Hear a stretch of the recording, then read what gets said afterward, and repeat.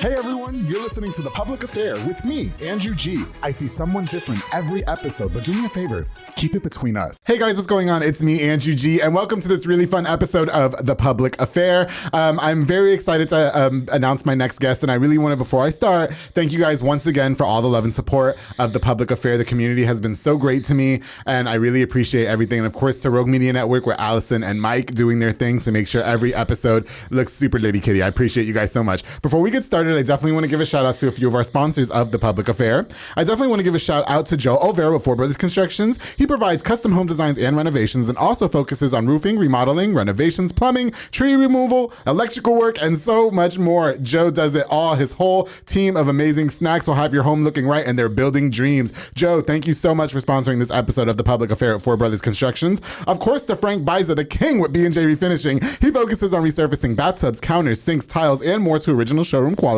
Offers 5-year warranty on most work and has the best prices in town. And we always say that Frank does so much more than that because he also has Co-Town Tint, which is a mobile tint and detailing business that offers the best high quality film and products and will be all competitor prices. Frank details those cars, picks them up from your place, and does such a good job for them. I love him so much. You can also contact Frank for inflatables like a mechanical bull, margarita machine, tables, chairs, and a foam machine. So much more. Literally, Frank does everything. I love Frank. Frank, thank you so much for sponsoring this episode of The Public Affair with B&J Refinishing and Co-Town Tint.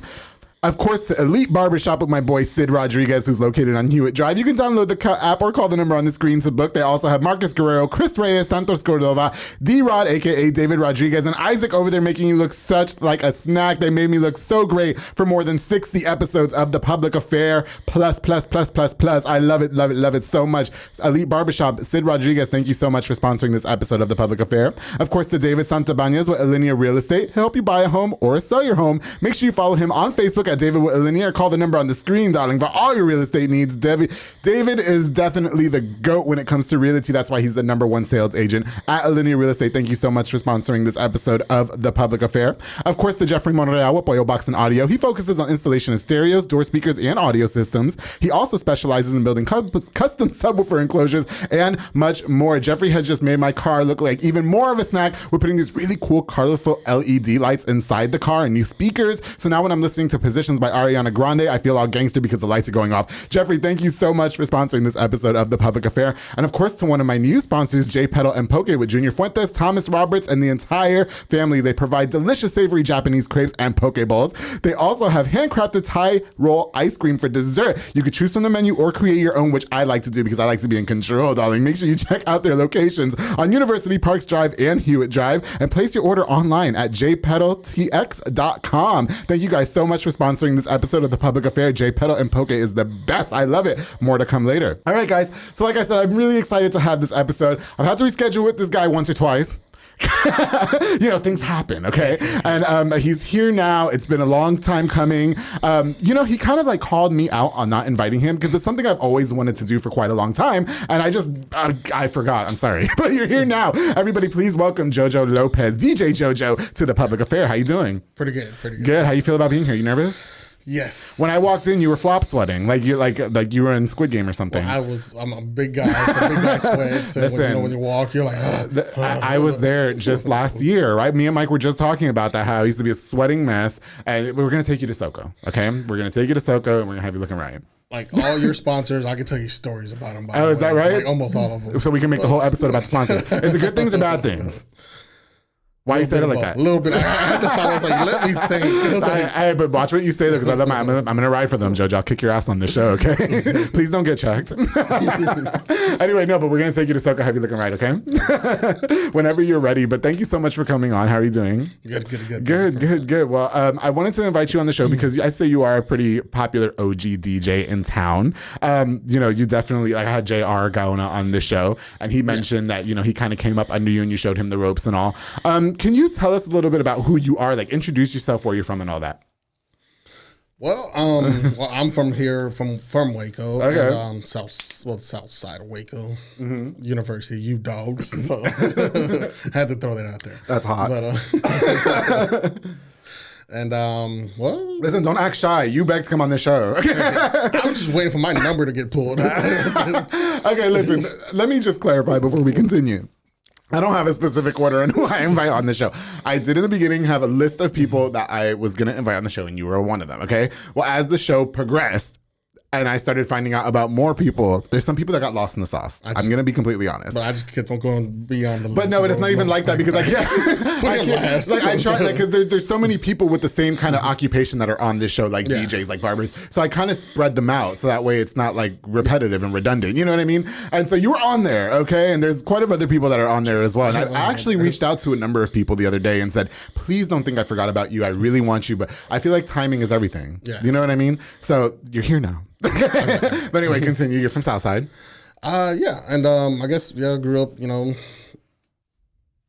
from well, like I said, from Southside. Yeah. And actually, I went away for a little bit because I guess my attitude when I was going to University Middle, which is now at HEB now. Yeah. So, like even my high school is above us 33 now. Yeah. It was like all my dreams, all my schools are going away.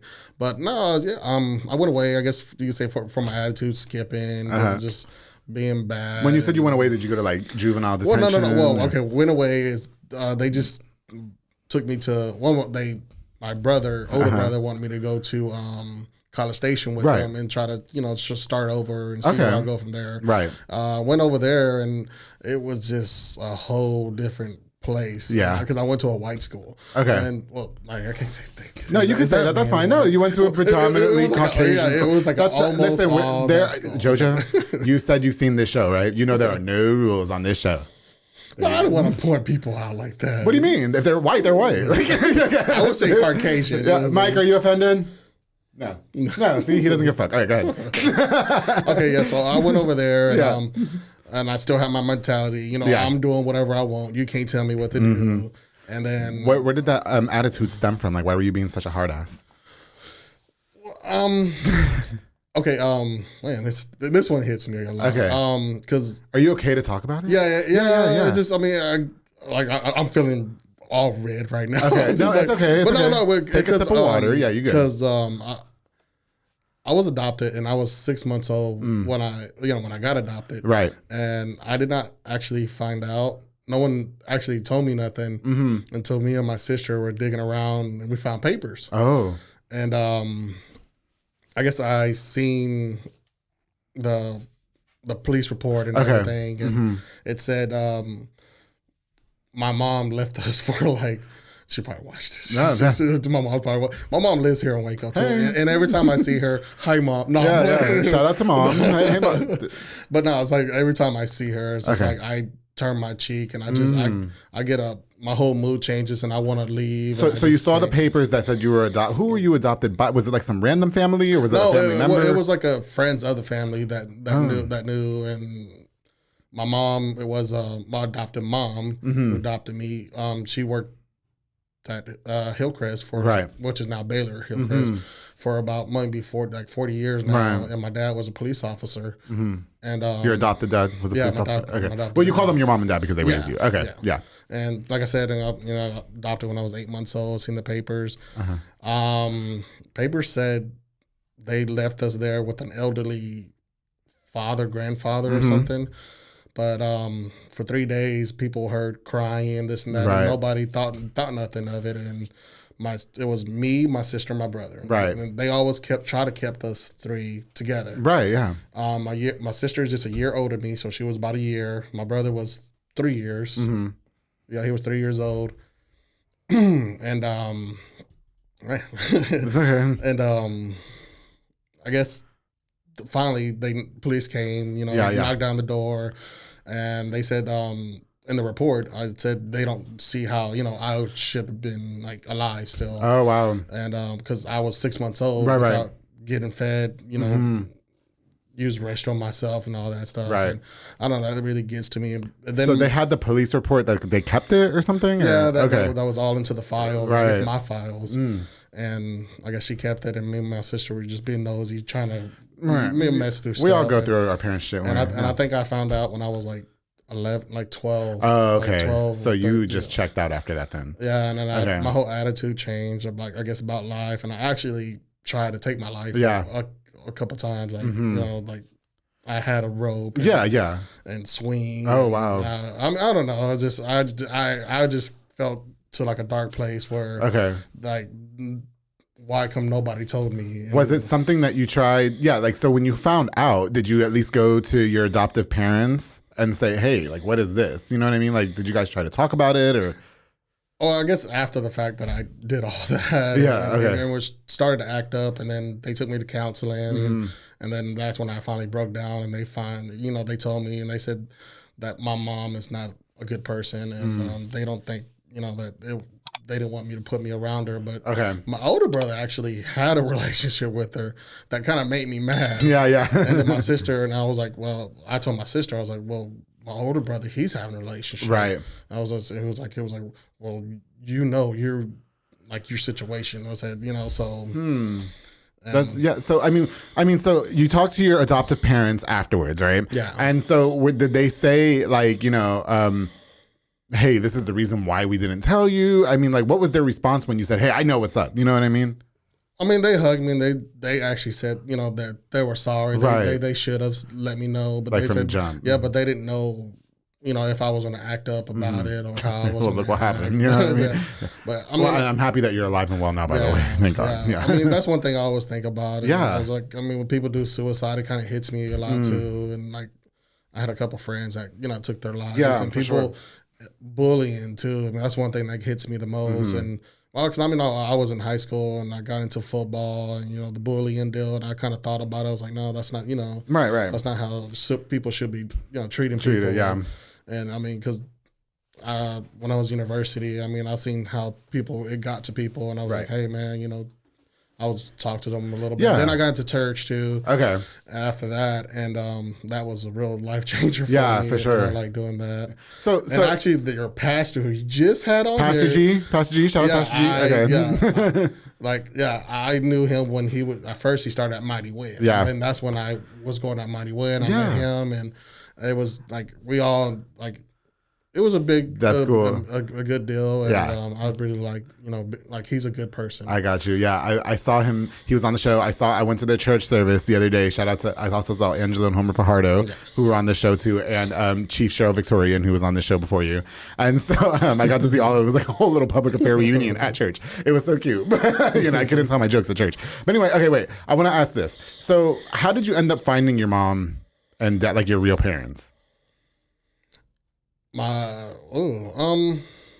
Actually it was my brother who found out. Okay. And I went to him and I tried to ask him, and I think one time I tried to meet them, and then she looked at me and didn't know what to say. Yeah. And then she said, I think she asked for my sister. Well, my real mom asked for my sister. Yeah. And I was just like, I'm right here, lady. Like, what about me? Damn. I said, you know what happened to me? I was just 6 months old. Yeah. And like you owe me chicken nuggets. And I don't know. So the first encounter was just kind of like she didn't know what to say. Yeah, and I told her, and I was like, why come you never wrote, or you never sent me nothing, you never came by or tried to see me. Yeah. And then after that, I was just like, I blew it over my head, So and then actually my stepmom saw the time when we did meet. Yeah. And she was like, Mijo, you okay? You all right? And I was just like, man, I want to go home, Mom. Yeah. And I said, I'm sorry for even trying to meet her. Right. And so she just acted like it was nothing? Yeah. And I was just like, yeah. And I was just like, man, I just blew it out. And so she just never gave you an answer like, this is what we were going through. Yeah. Do you want to know now? Well, actually, I do know. Yeah. Oh, you do know. Why? Tell us. Well, she was in You're on the public affair. We need to know, okay? You can't leave she was in a bad place. Okay. All three of my brother, my sister, we all got different dads. Okay. And so she was that type of person. That, 2021, we all do that. Yeah. Okay. There's girls out here, 5 baby daddies. You be all right. Okay. That's 5 different checks. I don't get no checks. Yeah. Okay. Damn it. Yeah. No. She does owe you some money. Okay. So I mean, have you guys ever been able to like rebuild that relationship? Like, well, actually, her sister and her sister and daughter, they reached out to me and they said, hey, what happened with your mom? That's something. But we want to have a relationship. Right. And I guess the relationship I have is I will say hi to them, but I won't say hi to her. Okay. So you don't even want to talk to her. Okay. No. Okay. Do you think sometime in the future you guys can? No. Okay. No. Well, I don't know because like I don't know. Yeah. I just can't. It's just, okay. You leave somebody. I mean, even if you want in a bad spot, there has to be a good explanation, and I feel like she at least owes you that much. I feel like she should be a woman about it now. Like, how old are you now? I'm 34. Okay, see, 30 fucking 4 years later. Like, bitch, can you say what? Like, okay, were you on crack? Like, I mean, like, what happened? Like, I feel like she does because here's the thing, Jojo. There's so many people out there who wish that they can have kids. You know what I mean? Yeah. And then it's always the ones who shouldn't have kids that have a plethora of them. And it sounds like this. I mean, we love you, Jojo. You know what I mean? But and thank God for you. But we're just saying, like, people like her get to have kids and you didn't even want to raise them. Yeah. Do you know what I mean? So why did you pop out 3 kids? Like, there is an explanation behind that. And when she's ready, you guys come on the public affair and talk about it. Okay, part 2. No, you know what? I do like. I'm sorry that you had to go there. I didn't know that about you. Yeah. And so, well, that's one thing I don't come out tell nobody. Right. I actually told probably less than 5 people. Oh, well, thank you for now. Everybody. Everybody knows. Thank you for sharing that. So, hey, you know what? This is such a good question. How do you feel that? Because you're a dad, you have like a biological son. Yes. How many kids do you have? I have one. You have one that came out of you. Well, not out of me. No, but like I made. But it came out of this. It came out of your schlong. Yeah, you helped make a baby. You procreated, and then you have like stepkids too. Yeah, I have 3 stepkids. So how does like that? Because how does that end up affecting you as a father? Like, how do you know what I mean? Do you think that you want to be better, or do you think it's pretty the same? Like, does it affect you now as an adult at 34 years old? What do you mean affect like? Well, because like you sound like you were growing up. Yeah, because you sound like you were in a very dark place, finding out that your mom wasn't your mom, and then your real mom didn't want shit to do with you. And 34 years later, she still doesn't. So, that's harsh. Why you had to say? I'm sorry, that was hard. But no, but you said that first. Okay, I'm sorry. Let's call a spade a spade. Okay, listen. If she watches this, you said she's from here, right? Yeah, she's from Waco. If she watches this, I hope that. We'll pray for her, okay? And I hope that there has to be something wrong. You know what I mean? And it has to do with her. Nothing you did. You know what I mean? You were 6 months old. By the way, I have probably maybe like about 10 other brothers and sisters that I don't know about. Oh, wow. I met one. Yeah. And I seen another. Okay. But I mean, I seen pictures of a whole lot more. Okay. So I have a whole lot of other brothers and sisters. She had 10 kids? Well, probably maybe around 10. But I mean, I don't know the number. Wow. But they always kept us together. Right. Oh, here's a funny thing. Okay. I always tell my sister this. And because when they adopted us, my mom and dad now adopted us. Mm-hmm. They actually adopted my brother and sister first because I actually got adopted to a white family. Oh, okay. And I guess, so some people say, like, oh, look at the little Mexican. I want the little poor Mexican. So, hey, that would have made College Station a lot easier for you, right? Know, all those white people. No, because I joke all the time to my sister about it. I was like, you know what? I could have been rich. I could have been this. Stop. I could have went to Harvard. Okay, no. So, no, wait. Okay, so... But they fought for like so long. Mm-hmm. My adoptive mom and dad fought so long to try to keep me and, try to get me to be with them. They were like, you can't separate brother and sisters. And, that's just not right. Well, 10 of y'all are separated too. And so they kept me for like, I think maybe about I think a couple months or a year until they finally agreed. And, they said, well, they were really fighting. So let's let the brothers and sisters be together. Okay. And so I went a long time, I guess, without being with them. And so I was joking with my sister about that. We joke around. We crack jokes about my real mom. Well, because now you can do that though, right? Like if she don't give a fuck, then y'all don't give a fuck. So now it's fair game, right? So we're always talking shit. There you go. Whatever we talk about, we're like, yeah, that's right. Your real mama didn't want you. Wow. We're like, oh, damn. Well, at least you guys don't take it offensively. But your relationship with your adopted parents? Because I'm sure there was a point in time where you kind of like didn't trust them. Like, why did you keep this big secret from me? Have you guys like moved past it? Like, how long did it take? Y'all are all cool? Because I went way past that. And it was just, I guess, that day, and then the next day, it was normal. And they always kept me on track, and did whatever they could and to make me happy. Yeah. And man, it just childhood is crazy. Right. No, yeah, I was gonna say. So you already made it very clear that you want nothing to do with the real mom. And all I'm gonna say is that we should just pray that she finds better things. Hopefully she'll. Anyway, we'll see. She just ruined my whole vibe every time I go somewhere. I think one time it was like New Year's Eve, and she showed up. I was just like, damn. Does she be at the club? She with a different guy every time. Oh, so I can't say things about you. Can say that she's basically a whore. Okay, you know what I mean. If you want, I'll sleep with one of her boyfriends just to make it feel better. Okay, I live for that.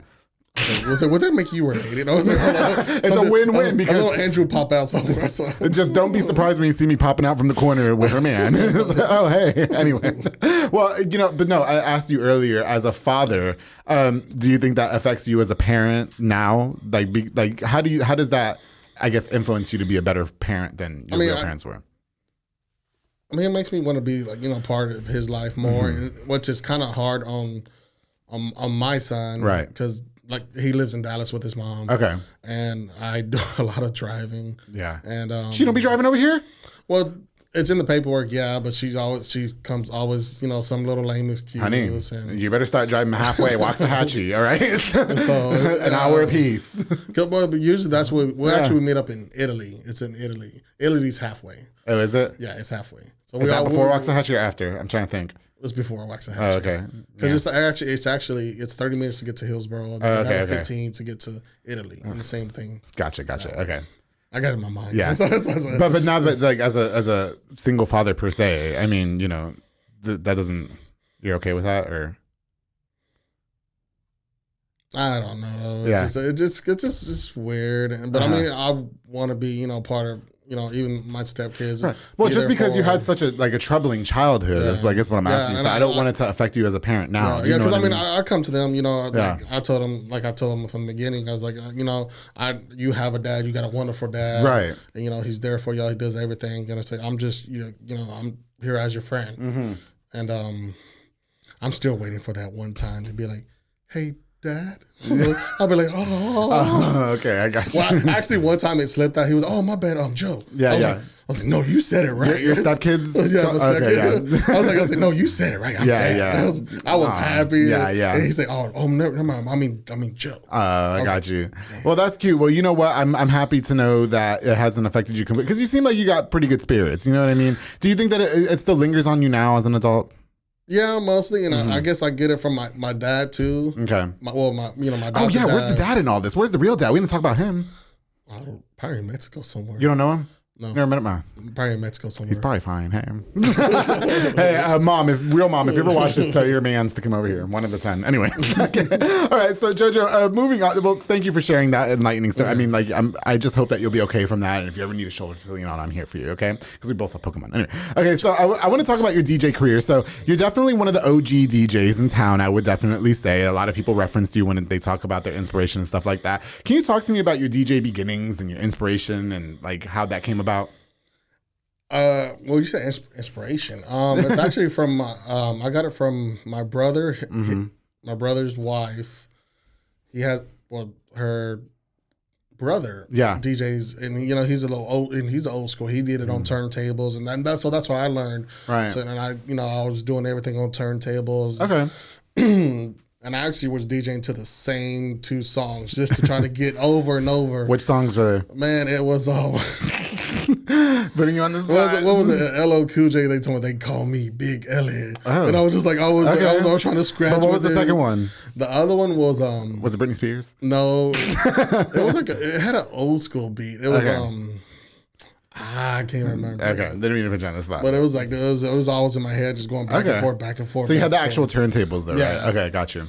Yeah, it's kind of weird now. It's like, going from the turntables and all this digital and everything. And I was just like, boom, boom, boom. And I was like little buttons, and I was that's easier. Okay, I got you. But no, okay, so you started off when I was like 12 years old. Oh, really? And and I think I went to my first sorority party, and it was like, Jojo, man, it was like, I'm gonna use you. Well, actually, they call me Louie. Okay. And I don't know, it was just that was some name about that my brother chick, and he was like Louis. Yeah, yeah. Oh, it was Life with Louis. It was like that. I remember show. Life with Louis. Yeah, because she said I looked like him. So I was like, that's not nice. I was like, that's messed up. Yeah, messed up. But no, yeah. So I did that, and man, being there, seeing that sorority party from A&M. Mm-hmm. How old were you? You were 12 at the time? I was 12 years old. old. Oh wow. So you weren't doing a DJ set. You would just kind of go there to, I guess, shadow or. Well, yeah, to watch him. Okay. And, he told me, he was like, yeah, you want to be a DJ, you got to come into the party. They do Latin parties. Wow. And I was like, all right, cool. I bet you were exposed to a lot at that age. Man, I was just like, I didn't know what to think. I was just, my eyes were just wide open. All those hot guys, wow. Right? Like, it was girls. Man. Okay, all those hot men on top of each other. And they had toga parties. Okay, yeah, I got you. That was just crazy. Did you see some crazy stuff at 12 years old though? Like, I mean, like, I'm sure that you were exposed to a lot. What were some crazy things that you saw? Well, they really kept it PG-13 because they were classy. Okay. Yeah, they were real classy. Like they were drinking Chardonnay on it. Yeah, so it was just like it was a nice formal party. Yeah, I got you. Okay, but no, I mean it was like it's A&M, and you know people in college, and I think it's just weird now how people party from back then to now. How so?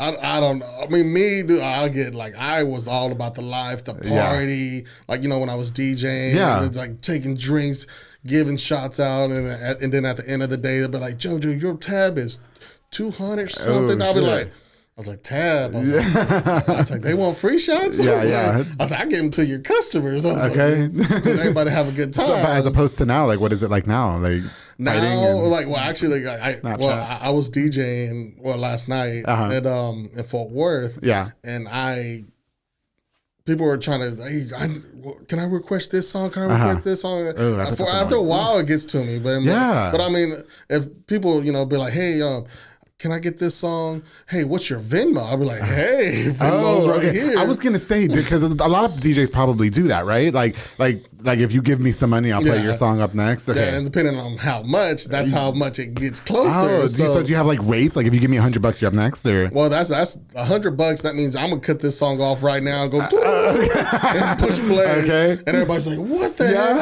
I'm like, $100. You know what my song was at the club all the time? Was that song Reggaeton Lento by CNCO. But I like the remix with Little Mix. And I would actually, when I was DJing in Evolution, you would ask for that song. I sure would. Absolutely. Sometimes. And I was like, and that's one thing I always remember. I was like, Reggaeton Latino. That was my goddamn song. It's my song to this day. And my boss used to, Jaime de la Ley, he used to DJ there too. And he used to act like he didn't want to play that song. But excuse me, this party's only popping because I'm here. So play my song so I can get some shit started. That was always my song, because in my mind I had this, like, I talked about this on past episodes of The Public Affair, but in my mind every time I heard that song I pictured myself like a whole scenario at the club, right? Just me, and the song comes on, because it starts off real slow and Latin and sexy, and then like there's my partner, and then we dance all sexy, and then like they go away and we never see each other again. You know what I mean? Like that's hot. That's what. Listen, you guys, go look up Reggaeton Lento, but it has to be the remix. It has to be the remix with Little Mix, CNCO featuring Little Mix. We got to put the link, but it's my jam to this day. Anyway, back to you. So, as far as choosing your mixes and stuff, you were just talking about earlier how like it's changed. Like you guys used to have turntables, now you got buttons and digital. What is your preference, and how do you? Because I've seen DJs pull YouTubes out of mixes and then go to a club and play them. So can you like give me some insight? Like, what's your opinion? What's going on there? My opinion, that goes to about, you get what you pay for. You get what you pay for. Yeah, I get this DJ for $50. What you talking about? And I'm about to, you can literally go. I saw them do it. You can go on YouTube and type in like club mix. Yeah, and it's like an hour and a half, and they download like 3 of them, like, because there's a link, and you can do it. And they just sit there, they press play, and then that's it. You know what I mean? Have you done that before? I made pre-mixes, but they're my own mixes. But they're your own mixes. Okay. They're my own mixes. No, but and that's my restroom time. Oh, and really? That's my restroom time. Oh. So it's a mix for probably like 12 minutes. So I'm just like, I'm going to switch it up. Restroom mix. What was my restroom mix? Wait a minute. So you go to the bathroom. Yeah. And you're going like number 2. And then you have your laptop with you? Well, not number 2, but it's like... number 1? Well, yeah, you say number 1, because one way... I learned you don't eat right before a gig till close. Oh, why? Because, then you got a number 2. Oh, okay. Because you can't be leaving. Okay, got you. Yeah. Oh, that does make sense. Yeah, I guess. You can't eat that much heavy Yeah. stuff. So, but you're in the bathroom and you're just making mixes. Do you guys like my stuff? You're just in there making mixes and you're just like, okay, hold on a second. Like, oh wait, I'm peeing, but Ciencia and Little Mix, that's a really good song. You know what I mean? Like, what's your tactic in making a mix that's going to be live and that's going to get a party started? Oh, you're talking about like mixing live or like recording? No, I mean like so you make pre-mixes sometimes that you say that you're mix. So what goes into making your mix? What's your inspiration behind it? Well, my deal is I like to dance. So it's like I know some people like some DJs don't know how to dance, and it's like it's kind of weird too because like a DJ can like you say this DJ can hit the beats, make everything so perfect. Right. But that's time when it's time for the DJ to go dance, he got two left feet. Oh, He's okay. like, can't even dance. He got no rhythm. Jaime. Oh, yeah? Yeah, I've seen him dance before. It's quite a sight to see. But anyway, go ahead. But no, yeah, so it's just like, I mean, me, it's like, I'd love to dance. Stiff as a board. Sorry, I mean, he keeps on. I'm trying to change the whole story. No, I don't give a fuck. Go ahead, it's my show. Go ahead, anyway. No, yeah. So I mean, that's my deal. I was like, I love to dance. So you like more dance? Yeah, because I mean, that's why I got into it, and it's like, and it's I hate being a DJ sometimes when I go out, and it's like. And the DJ there sucks. You know, yeah. He mess up. I'll be like dancing or like dancing to some like norteñas or something, or dancing to reggaeton. And I hear two beats going. I'm just like, man, that dude just fucked up. Yes. I was like, he just messed up my whole vibe. You know, I always, and correct me if I'm wrong here, I always felt like as a DJ, like once you have like a lateral type of sound, you can't just be switching it. Like I can't stand for it to be like some really awesome songs, like Latin songs, and then it switches straight to country. Like that just drives me fucking crazy. You know what I mean? Or especially when somebody says, can you play a country western song now? Like, why? It's boring. It's sad. It's slow. It's lame. I can't stand it. Not all country songs. No, they are. Sad. Country does not belong. Listen, there's some country songs that I like. Very far and few between. Okay, like Scotty McCreery is a snack. Okay, I will say that. But I don't want to hear him at the club either. I'm not trying to dance that shit. You know what I mean? I'm trying to dance to reggaeton, salsa, merengue, bachata, some hip hop. You know what I mean? Well, see, that's the other thing too. Being me, I actually DJ to like every single genre there is, and I've been at every single club. That different genres out. I've been in one out in Austin that holds 5,000, 9,000 people, and that was just straight Mexican music there. Yeah. And what's your favorite to play? Like, what do you prefer, and then what do you hate? I would say. Now, because now I do country. Yeah. Now I'm in like a country bar. Yeah. But I mean, I mix it up. Every like hour or something comes on, and then then I put the hip hop on, and everybody goes crazy for that. And for sure. Oh my gosh! And then the thing that trips me out is the line dances that they have. Really? There's like almost every song there's out there. Right. Like 24, like Bruno Mars 24K. There's a line. Is that a line dance? Oh, really? I didn't know that. Oh, where have I been? Timber, there's a line dance for that. Timber, I could see, So it's just like I'm just like, why do y'all make this tough? But it was just like, there's a line dance to this, line dance to this. Prince, Pussy Control. Oh, really? That's a line dance. I love some Prince too. Like, yeah. Do you feel like those are like some desperation? Like, okay, I always feel like there's desperation songs, like when you're not doing a good job. So of course, music like the wobble or what's those line dances. You know what I'm talking about? I guess that's a desperation to get people on the floor. And you're like, man. But I don't understand why, because those are like the worst songs. I can't understand them. I get like that too, and I'm just like, man, I was like, I get mad because but I know some people. You get to the club, of course, you don't want to go onto the dance floor. You never want to be the first one. Yeah, so it's just I was always the first one. Well, I mean, that's why you're there in the back. Back in the day, though, I'm not like that no more, though. But back in I couldn't wait to get off of the radio show when I was doing 8 to 10 at night. Yeah. And then I go straight to Evolution because I had my outfit ready and everything. And I was getting drunk at the station. And I was getting drunk there. And I was like, I'll be the first one. I don't care. And Jaime used to text me. And he texted me like once or twice and was like, hey, come out here and get the party started because you're going to do that. I was like, yeah, bet. And I would, and I'd have all the girls. I think you would grab people, too. So I would, yeah. You're like, come on, man, come on. Yeah, like, why y'all, I can't, like, why you guys came to a club and you're just sitting there? Like, that don't make no sense to me. There's hot guys out there, and then they didn't want the hot guys, so I tried to get the hot guys with me. It worked like 1 or 2 times. It was really great. Hey, as a DJ, do you get a lot of like chicks that try to sleep with you to play some music? Me, no. No, not you, why? Not me. Not in the past? You showed me those pictures of you in the past. You were very snackish, I will say. I hear, well, one day I was like, hey, be a DJ. You get all the women, all the girls, women, yeah. And I was like, I'm going to be a DJ. Right. And I was like, well, what about all the women? I don't get all the women. You so never, though? Never? Not ever like, once? Not even once? Oh, Jojo, I'm sorry. I just felt you're like a big cuddly bear. I know. It's just like that's what I'm like. I was like, I'm a bear. I do. I want to like use him as a pillow. He's so cute. I was just like, man. It was just, so that's just never worked for you. But surely what other DJs has. Yeah.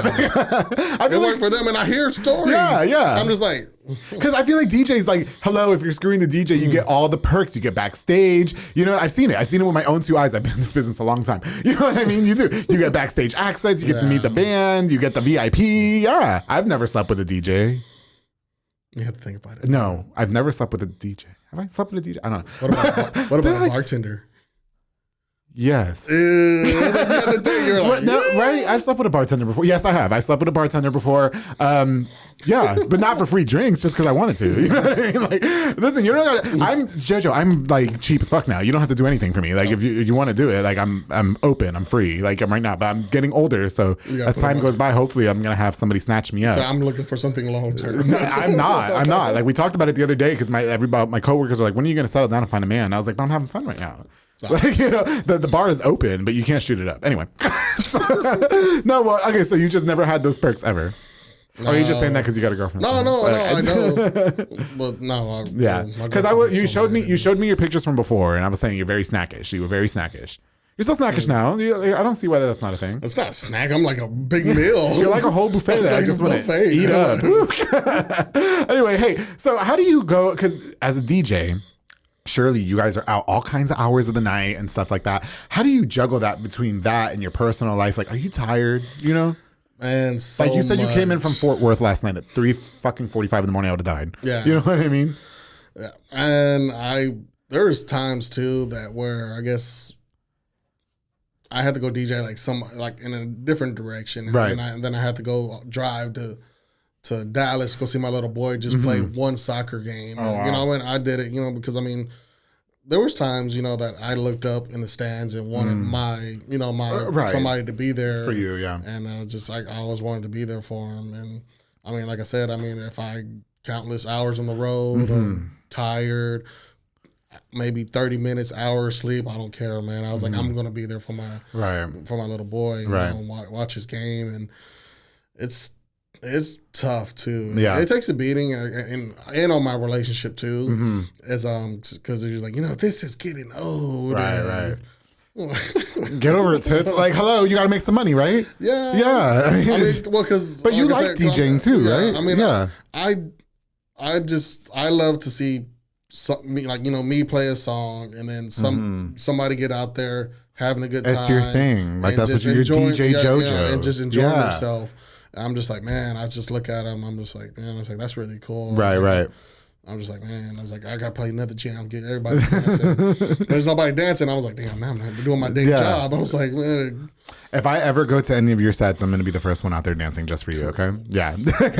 No, but as I was saying earlier, you know, you mentioned that it was affecting your personal life, right?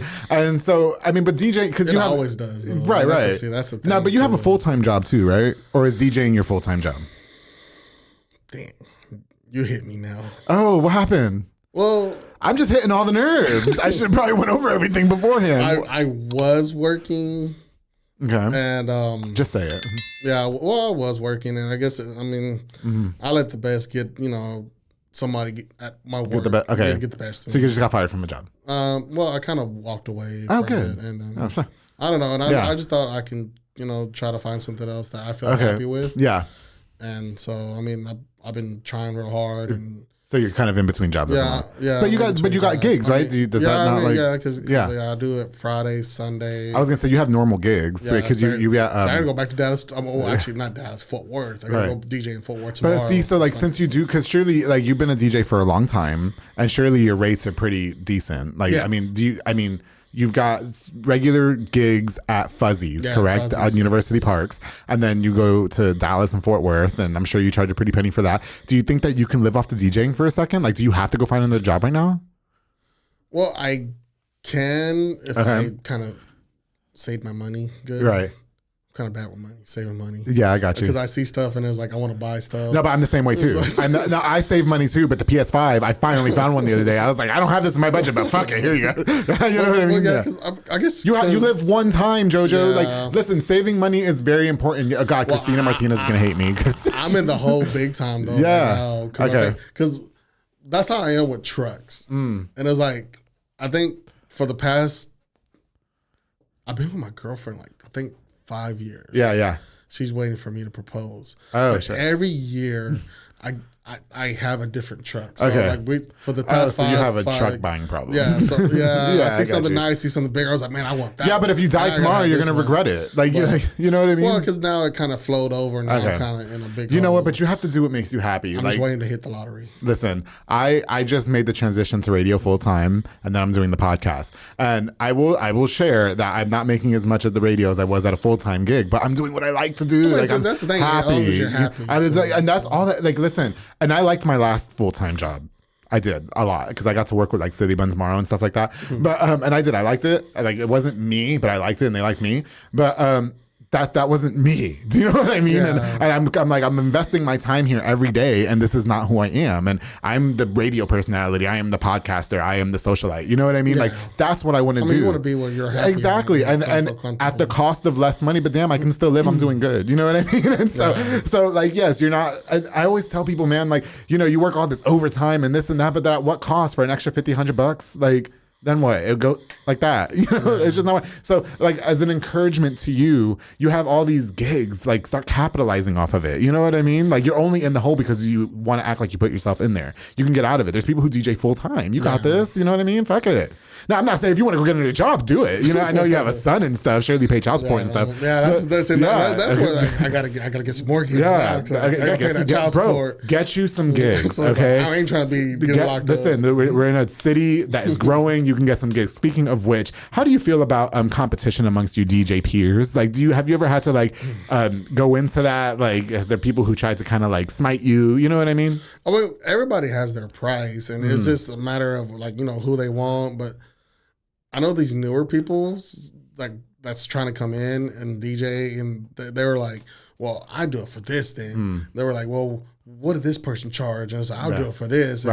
And I got like so many calls, like, you know, lately, and they'll be like, hey, you know, we found another DJ. Okay. And I was like, okay. I was just like, I guess so. And for less money, and then you get shit, right? Money. And I was like, dude, I was like, I ain't respecting that money. I was like, right.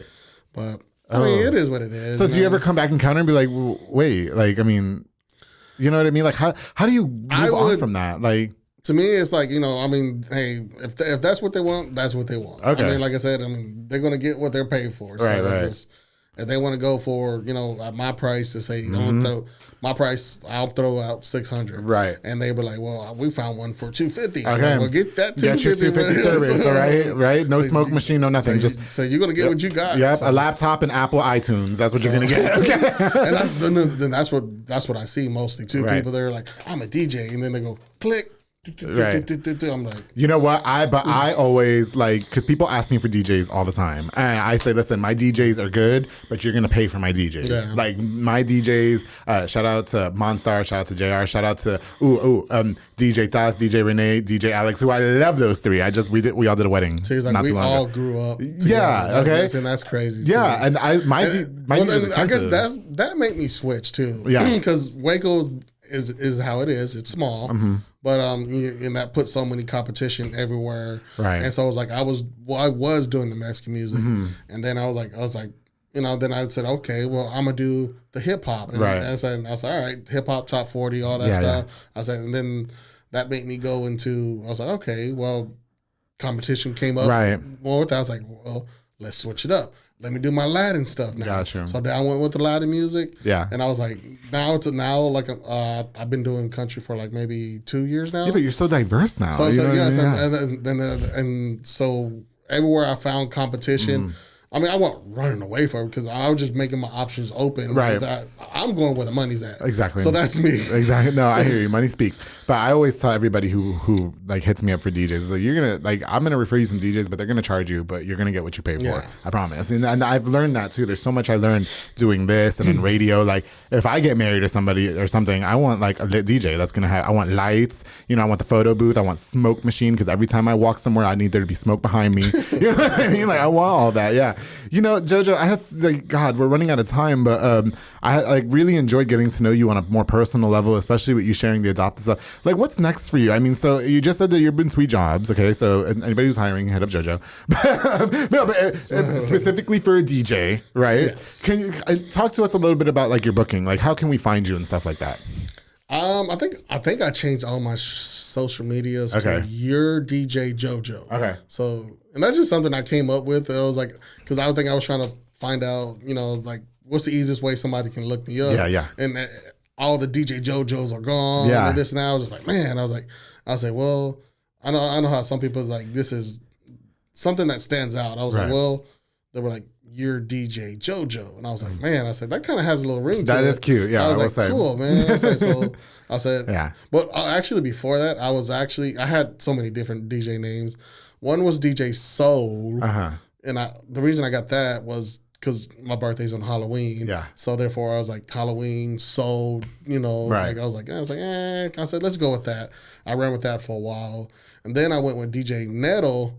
And that's when I met Thos and everybody. And, and so we, were starting DJ, doing all these parties together. Yeah. And so I went with DJ Nettle. Some people call it Nero. And I was just like, okay. there was no reason for it. I just came up with that name. Right.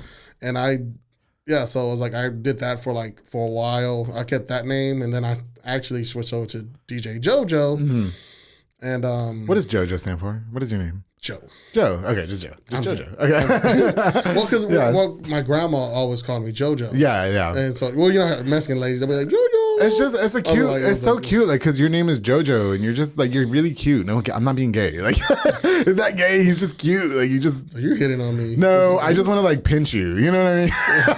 I'm like, dude, you pinch me. I was like, I'm like the piss door dope boy. I just want him in my house, like, this Christmas, and I just want Jojo. Like, that's it. Nothing sexual. Is that gay? Okay, that's gay. I'm sorry.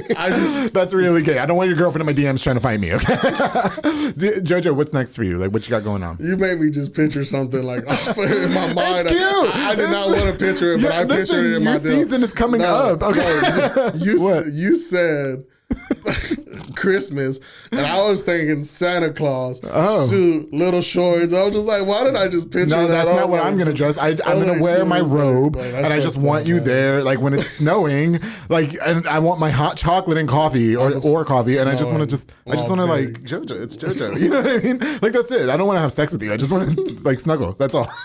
What is next for you, Jojo? What do you got going on?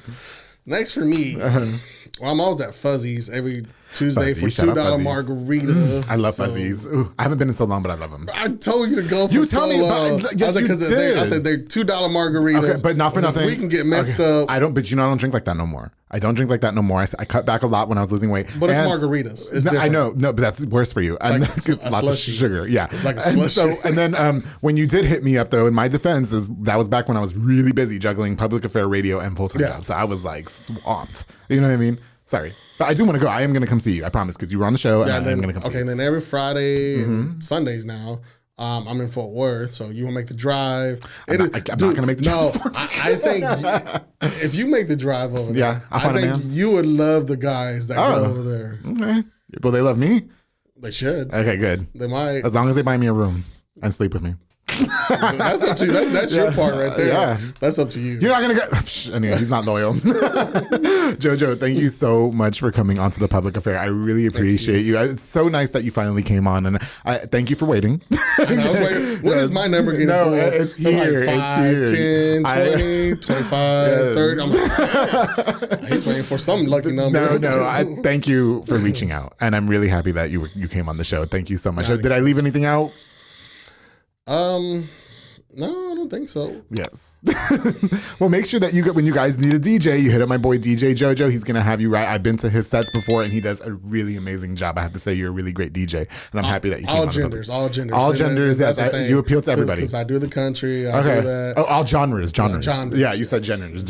Like, genders. Like you're trying to. Genders means like. Don't let me find out you're letting your dude snuggle up on you, and it's not me. I'll fuck you up.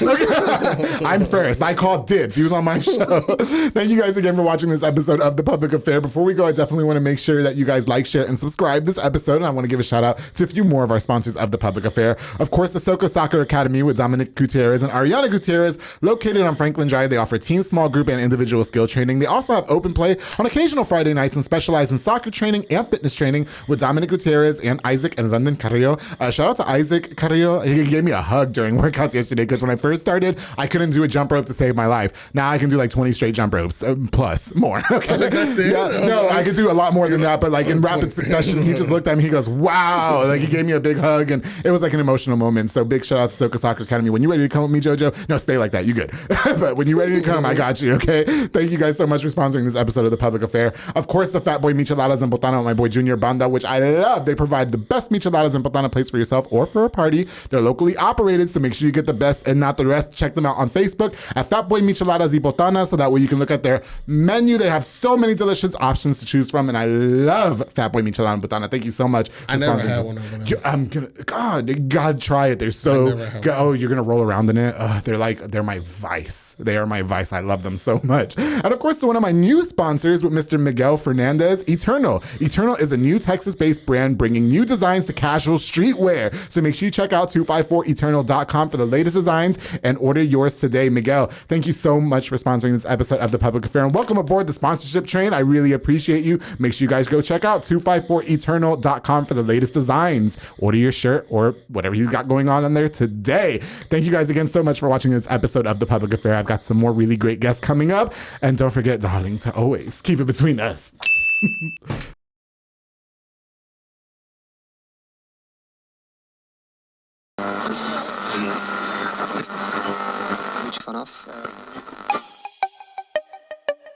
This has been a Rogue Media podcast.